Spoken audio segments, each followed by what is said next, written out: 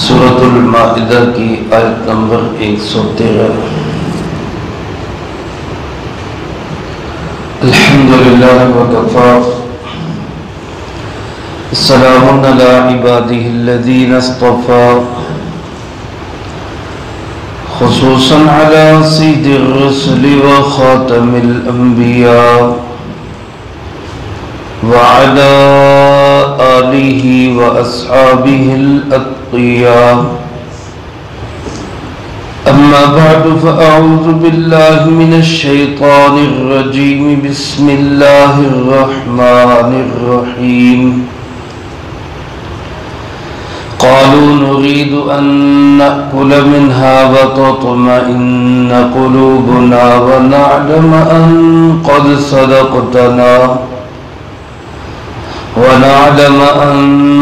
صدقتنا ونكون عليها من الشاهدين قالوا نريد أن نأكل منها، کہنے لگے کہ ہمارا ارادہ یہ ہے کہ ہم اس سے کھائیں، وَتَطْمَئِنَّ قُلُوبُنَا، اور ہمارے دلوں کو اطمینان حاصل ہو، وَنَعْلَمَ أَن قَدْ صَدَقْتَنَا، اور ہم جان لیں کہ بے شک آپ نے ہم سے سچ بولا، وَنَكُونَ عَلَيْهَا مِنَ الشَّاهِدِينَ، اور اس بات پر ہم آپ کی گواہی دینے والوں میں سے بن جائیں۔ حضرت سیدنا عیسیٰ علیہ نبینا علیہ السلام سے ان کے حواریوں نے مطالبہ کیا کہ آپ اللہ رب العالمین سے درخواست کریں کہ اللہ پاک ہمارے لیے آسمان سے ایک دسترخوان اتارے، کھانوں سے چنا ہوا مائدہ، جس نام پہ اس سورۃ مبارکہ کا نام المائدہ ہے۔ عربی زبان میں اس دسترخوان کو کہتے ہیں جس پر کھانے لگے ہوئے چنے ہوئے۔ تو انہوں نے مطالبہ کیا کہ جی آپ ہمارے لیے اللہ پاک سے یہ درخواست کریں۔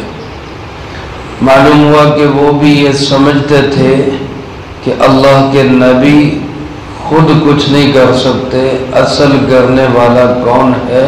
وہ اللہ ہے۔ اور یہی اسلام کا صحیح عقیدہ ہے کہ معجزات ہوں، کرامات ہوں، ہاتھ نبی کا ہو یا ہاتھ ولی کا ہو، فعل اور عمل کس کا ہوتا ہے؟ وہ اللہ رب العالمین کا ہوتا ہے۔ حضرت عیسیٰ علیہ السلام نے ان کو سمجھایا کہ بھئی اس طرح اللہ پاک سے مطالبے نہیں کرتے، اللہ کا امتحان نہیں لیتے، ہم بندے ہیں، ہمارا کام اللہ کی اطاعت ہے، امتحان لینا، آزمائش میں ڈالنا یہ اللہ کا کام ہے۔ لیکن انہوں نے اپنے اس مطالبے کی 3 وجوہات بیان کی، اس کا ذکر اللہ پاک نے اس آیت مبارکہ میں فرمایا۔ پہلی وجہ انہوں نے یہ کہا کہ نرید ان نأکل منها وتطمئن قلوبنا، ہم یہ چاہتے ہیں کہ اللہ کے دیے ہوئے اس رزق میں سے جو یقیناً پاکیزہ اور حلال ہوگا اور صاف ستھرا ہوگا، ہم اس سے کھائیں جس سے ہمارے دلوں کو سکون ملے۔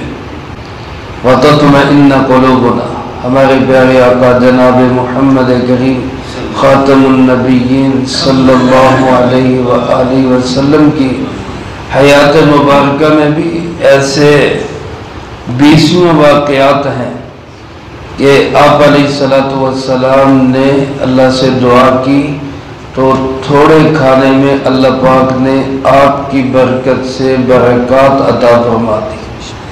خندق کے موقع پر آپ صلی اللہ علیہ وسلم صحابہ اکرام رضی اللہ تعالیٰ مجمعین بھوکے تھے۔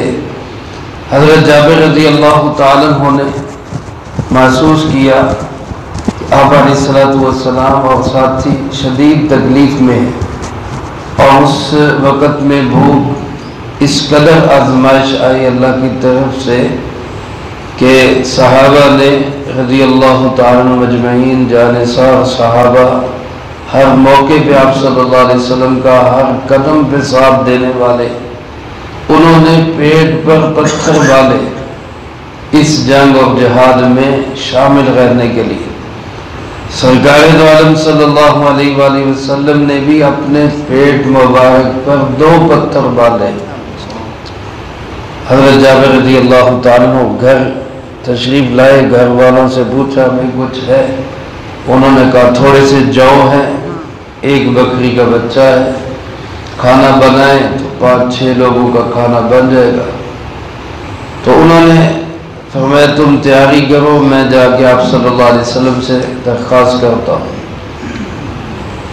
آگے آپ علیہ السلام کو بتایا بھائی اتنے 5-7 لوگوں کا کھانا ہے، آپ اور آپ کے ساتھ کچھ ساتھی تشریف لے۔ سرکار دو عالم صلی اللہ علیہ وسلم نے سب لشکر والوں کو آواز دے دی کہ بھائی سب کی دعوت ہے جابر کے گھر میں۔ اب یہ پریشان ہو گئے کہ سب کے لیے میں اب دعوت، میں نے تو کہا نہیں، آپ نے کہہ دیا، اب وہاں کھانا اگر ایسا نہ پورا ہو سکا تو پھر میری شرمندگی ہوگی بڑی۔ گھر آئے، آ کے اہلیہ کو کہا اللہ کے محبوب علیہ السلام نے تو یہ اعلان کر دیا۔ انہوں نے پوچھا کہ آپ نے بتا دیا تھا کہ اتنا کھانا ہے؟ میں نے بتا دیا تھا، میں پھر اللہ جانے اور اللہ کے رسول جانے علیہ السلام۔ آپ نے فرمایا جب تک میں نہ ہوں ہنڈیاں چولہے پہ رہنے دینا اور روٹیاں بنانی شروع نہ کرنا۔ آپ تشریف لائے، تھوڑا سا لعاب دہن ہنڈیا میں ڈالا، تھوڑا سا آٹے میں ڈالا، فرمایا روٹیاں پکانے والوں کو بلاؤ، مجھ کو پکاتے جاؤ۔ اور خود آپ صلی اللہ علیہ وسلم ہنڈیا میں سے سالن ڈال کے لوگوں میں تقسیم کرنے لگے۔ 10-10 کر کے صحابہ کرام آتے گئے، تقریباً 1300-1400 تعداد تھی، سب نے سیر ہو کے کھایا۔ حضرت جابر رضی اللہ تعالیٰ فرماتے ہیں ہمیں نہیں معلوم کہ پہلے کھانا زیادہ تھا کہ بعد میں زیادہ تھا، اللہ نے ایسی برکت عطا فرمائی۔ تو یہ ایسا جو برکت والا کھانا، پاکیزہ اور حلال کھانا، اس کے اندر دل کا اطمینان ہے۔ میرے محترم دوستو، حرام کمائی، گندی کمائی، نجس کمائی میں دل کا سکون نہیں ہے۔ بظاہر تو بندے کو لگتا ہے میں نے بڑی کمائی کر لی، بڑے پیسے کما لیے، دیکھنے والوں کے منہ میں بھی بعض اوقات پانی آ جاتا ہے، وہ ماشاءاللہ بڑی ترقی کر گیا، لیکن اس سے پوچھے تو اس کے دل میں اطمینان نہیں ہوتا، سکون نہیں ہوتا، چین نہیں ہوتا۔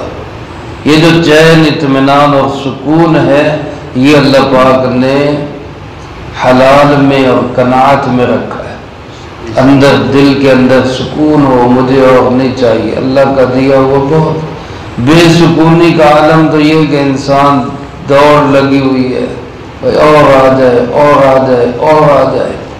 اللہ ہمیں قناعت کی دولت نصیب فرمائے۔ تو انہوں نے پہلی بات یہ کہی کہ جی ہم اس برکت والی چیز کو کھا کر دل کا اطمینان حاصل کرنا چاہتے ہیں، اور دوسری وجہ یہ کہ نعلم ان قد صدقتنا، ہمیں اور زیادہ علم یقینی ہو جائے گا کہ آپ نے ہم سے سچ بولا ہے۔ ہم ویسے بھی مانتے ہیں آپ اللہ کے نبی ہیں، آپ نے ہمیں تعلیم دی، تبلیغ کی، ہم ایمان لائے، آپ واقعی سچے رسول ہیں، لیکن جو اور نشانیاں بڑھیں گی ہمارے علم میں اور اضافہ ہوگا اور ہمیں زیادہ خوشی ہوگی۔ جیسے سیدنا ابراہیم علیہ السلام نے دعا کی کہ اے اللہ پاک مجھے ذرا دکھا تو کیسے مردوں کو زندہ کرتا ہے، ارینی کیف تحیی الموتى قال اولم تؤمن، اللہ پاک نے پوچھا کیا ایمان نہیں، یقین نہیں ہے؟ تو فرمایا عرض کی بلا ولکن لیطمئن قلبی، یقین ہے، ایمان ہے، آپ زندہ کر سکتے ہیں اور کریں گے، لیکن ذرا دل کو سکون ہو جائے، دیکھ کر اور تسلی ہو جائے۔ تو گویا ہم اپنی آنکھوں سے یہ نشانی دیکھیں گے تو ہمیں اور زیادہ تسلی ہوگی کہ آپ واقعی اللہ کے سچے رسول، آپ نے سچ بولا ہے۔ اور تیسرا فائدہ یہ کہ وَنَكُونَ عَلَيْهَا مِنَ الشَّاهِدِينَ، ہم آپ کا اس بات پر ہم آپ کا ساتھ اور دیں گے، گواہیاں بھی دیں گے۔